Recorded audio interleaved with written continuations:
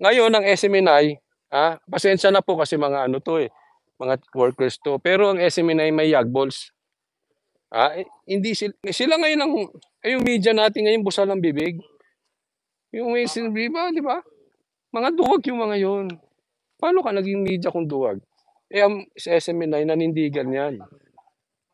Hindi ko siya pinupuri dahil andito ako. Hindi po gano'n ang Banateros, alam niyo kami patas. Matagal na kaya sinasabi ko, matagal na kaming gano'n. At, bago pa kami inimbita dito pinupuri na namin. Isa siguro kami sa unang pumuri sa SMNI. Nung nakita namin nanindigan na. Sabi ko, "Eto na, nanindigan na SMNI, nagsalita na." Kasi yung mga malalaking channel na yun, may pera-pera yun, ano yun kay Tambayuda yun, eh. Oo, kay Tambayuda. Oo. Oo, ano yun, kaya busal ang bibig no, mga duwag yun. Walang yagbols yung mga yun. Eto SMNI, maraming salamat sa inyo, ha. Ito masasabi ko. Kahapon inikot kami dun sa ano, sa Kingdom ba yun, Kingdom? Malaki pala, malaki talaga. At alam mo na-observe ko dun, i-di-discuss ko po yan ng marami, no? Pero ang na-observe ko dun, yung first impression, yung mga tao, napakasaya. Nakakita na kayo sa gobyerno na napakaganda ng ospital? Nakakita ka na kayo sa pag-aari ng gobyerno na napakaganda ng eskwela? Pero buraot yung mga at ang sasama ng ugali, ayaw man lang ngumiti nung mga empleyado. 'Di ba? Ang ganda ng ospital, oh. World class hospital, public public. Pero yung mga nurses parang ano, iniwan ng boyfriend. Oo. Dito, doon na na-observe ko kahapon, lahat ano, they are para silang SM.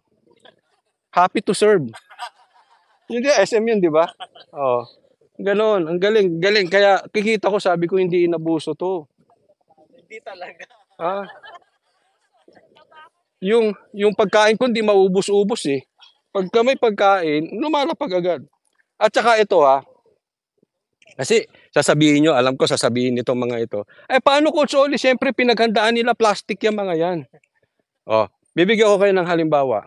Plastic, kung plastic, puwedeng ayusin, eh, 'di ba? Parang sa gobyerno, halimbawa plastic. Pero 'pag pumunta ka na sa loob, punta ka sa mga five-star hotel, maayos yung empleyado, maayos, puwedeng plastic. Pero pagdating mo dun sa mga housekeeping, minsan suplado na mga gwardiya, eto walang suplado. Kasi kahapon naiihi ako. Ang laki nung lugar. Eh, okey lang ba magkukuwento na ako, Sabi ko sa inyo madaldal ako, eh. Naiihi ako, so sabi ko, ako puwede naman diyan sa kanto-kanto. Hindi daw puwede, malinis yung lugar, hindi raw puwede ihi lang diyan, So nagpunta kami dun sa liblib. Ultimo yung mga karpintero, kasi may mga construction, mababait. So halata mo, hindi lang doon sa kung saan kami dinala, kasi lumayo ako, eh. Ano ako, palaboy. Humihiwalay, hindi ako yung style ano, ano. So ano ako, iba ako, nag-o-observe ako. Kasi hindi tayo puwedeng ano, observant. So, I am a very observant person. So kahit malayo yung mga karpintero, kasi may construction din kami sa bahay, suplado yung mga ano dun. At saka makalat. Sila kahit may construction, walang kalat, gano'n. Tapos totoo yung sinasabi sa'min ni Pastor Kibuloy kahapon, napakaselan niya. Ako maselan sa CR. 'Pag hindi ka raw makakain sa CR, hindi daw madumi yun. Yun po ako kahit po pangit ang kwarto sa'kin, basta ang requirement ko lang may aircon ang kwarto at magandang CR. Solo yung CR. Ang ganda nung CR nila, puwede kang kumain ng tuna, napakaganda ro'n. Maganda po hindi po ako nagbibiro sa inyo, alam niyo naman, ang Banateros hindi ganyan, hindi po kami yung puri lang ng puri. At bago pa kami umakyat dito, pinupuri ko na ang SMNI, alam niyo 'yun. At dati binabanatan namin, so patas tayo at as is, where is, kung anong nakita namin 'yun. At sinasabi ko, ultimo yung mga karpintero nakakasalubong namin. ang babait, hindi suplado. Kaya alam ko, masasaya yung taong nagsisilbi, genuine. Kasi alam nyo kahapon, napakadaldal pala yun ni Pastor Kibuloy. Sumama pa si si Tatay Digong. Abay walang lintik ang dali-diretso yung daldal. Inaantok na ako. Napipikit na ako kaya sabi ko kay Dennis, doon na ako sa kotse kasi nakakahiya nag-uusap sila, excited yung iba, ako naantok.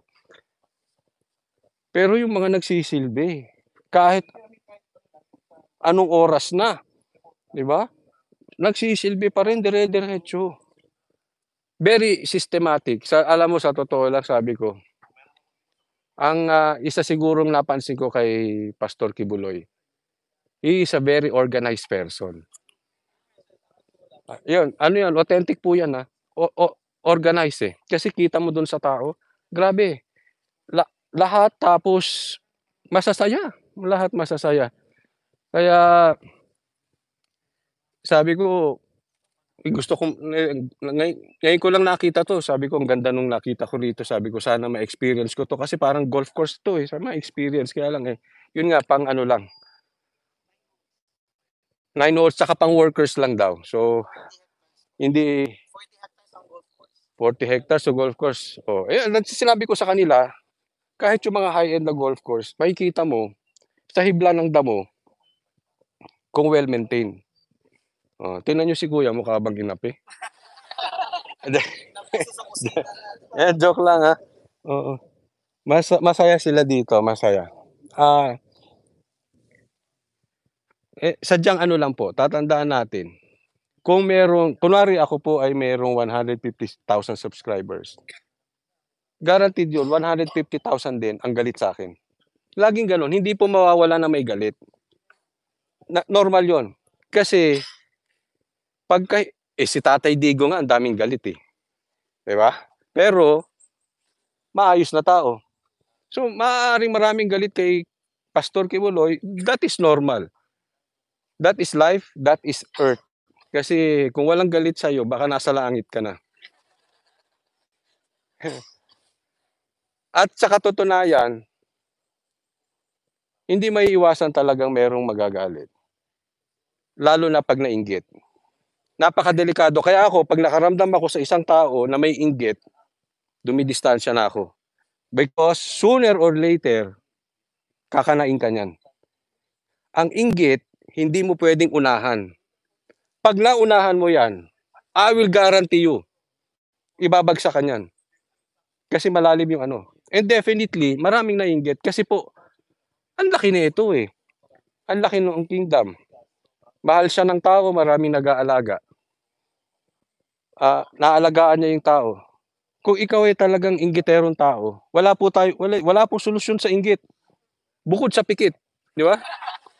Pikit ka na lang kasi pag bumulat ka, inggit ka ulit. Alangan namang lagi ka nakapikit. Di ba?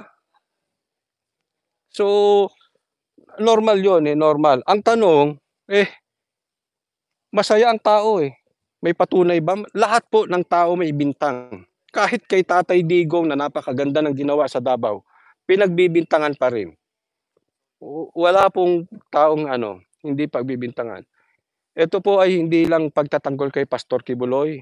Alam nyo po, subok na po ang Banateros Brothers. Pag may nakita, magsasalita. But definitely, yung nakita ko, ikinuwento ko sa inyo, magaling mismo. Ang galing nila mag-alaga. Nananaba yung mga tao rito At alam nyo po, meron kaming sasabihin. Total ang nanonood lang naman ngayon ay 2023. Marami po kaming pasabog, sikreto lang natin Naku, maraming bibitawan si Pastor Kibuloy. At may ganap. Sa susunod na pwede ko kayang sabihin? May ganap Tatay Digong, Pastor Kibuloy sa rally. Ayan, antayan nyo po yun Yung rally na yan Isang partido. Naku, dekado yan. Marami na naman maninervous dyan sa House of Representatives. Marami na namang maiinggit. Magsipikit kayo, naku. Patikim daw ng view. O sige, wag naman daw mukha ko, papakita ko daw yung view. Ayan yung view, O ayan. Eto po, naghahanap po ako dito kasi, yung testigo ni Ontivirus ay, may nakita raw baril. So baka may baril dito, may binigyan daw ng baril ang, sila Sarah. Wala namang baril siguro dito at saka parang tanga lang, bakit dito pa kayo magbibigayan ng baril, no? Hindi, seriously, 'di ba? Puwede naman, ang laki-laki ng bahay dun sa compound, dito pa kayo magbibigayan ng baril. Sa mall lang, nakabili kami ng baril, basta po may lisensya ka, may LTAP ka, puwede kang makabiling baril. Para naman sinabing walang pera si Tatay Diggo, nagbigayan pa ng baril dito, pambihira, kami nga may baril, si Tatay Digong paano ba 'yan? Ayan yung view.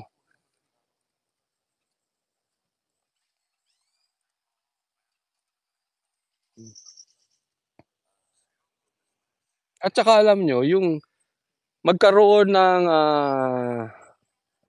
baril ay hindi crime. Pero yung halimbawa lang, ito halimbawa lang naman, pero nangurakot ka sa PhilHealth, yun crime yun. Example lang yun. Oo, 'di ba? Ah, ah, ah. So maganda rito at, inihaya ko, dun pa dun, may marami pa dun, eto isang spot lang. Alam niyo may sikreto po, bakit hindi ako makalapit dun? Walang signal, Kaya dito lang ako talaga. 'Di totoo, 'pag talagang nagkahiwalay ang bibili akong lupa dito kahit maliit lang. Yung ganito lang kasya na ako diyan.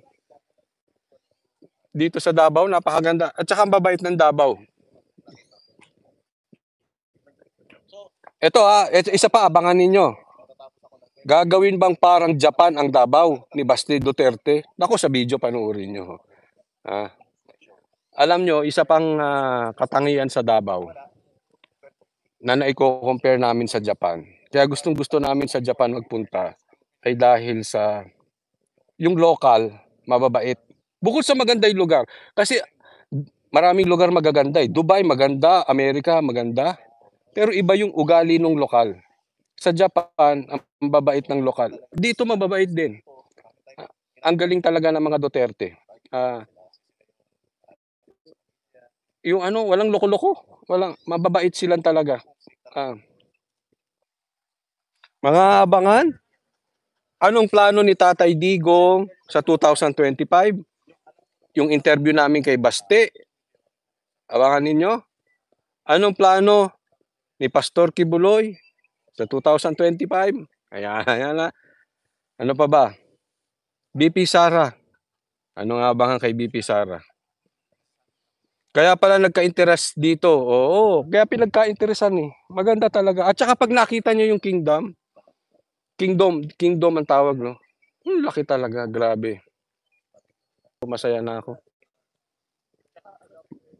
Mas gusto ko mas probinsya, mas gusto ko mas bundok. Actually yan ang gusto ko. Yung ganitong bundukin talaga, Ayan, ewan kung nakikita nyo, Nakikita nyo yung bundok? Ayan, bundok na yan, Ayan, tinuturo ko bundok. Tapos ito yung lahat yan. Lahat ng nakikita nyo kay Pastor Kibuloy. Ayan. Tapos yun, nakita nyo? Tingnan nyo, kita nyo yan? Yan. Kita nyo? Yan. Puno yan. Puno po yan. Pine tree. Puro po ganyan sa daan. Pine tree ba tawag dyan? Pine tree. O yan, puro puno yan.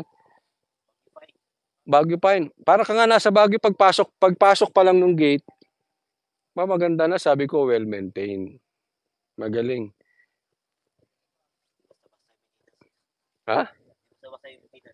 Oo, hindi basta. Yung makina din kahapon, pinakita sa amin doon. Walang yung makina pa lang. Isang building. Makina pa lang nung Kingdom para patakbuhin ng aircon at ilaw, kuryente, tubig. Isang building. Ilalabas namin yan. Parang nasa Baguio, correct. Parang nasa Baguio po.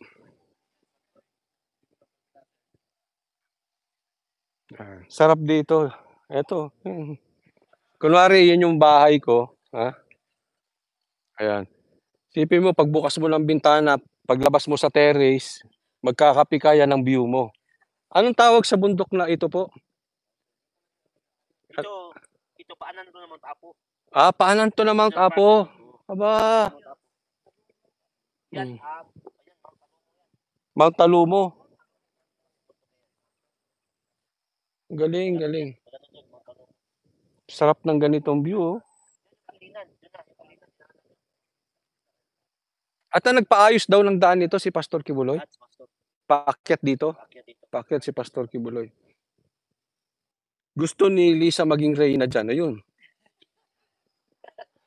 Hindi, ako, ito kwento lang naman, ha? Kwento lang. Pag mahilig sa pulburon, tas Coca-Cola,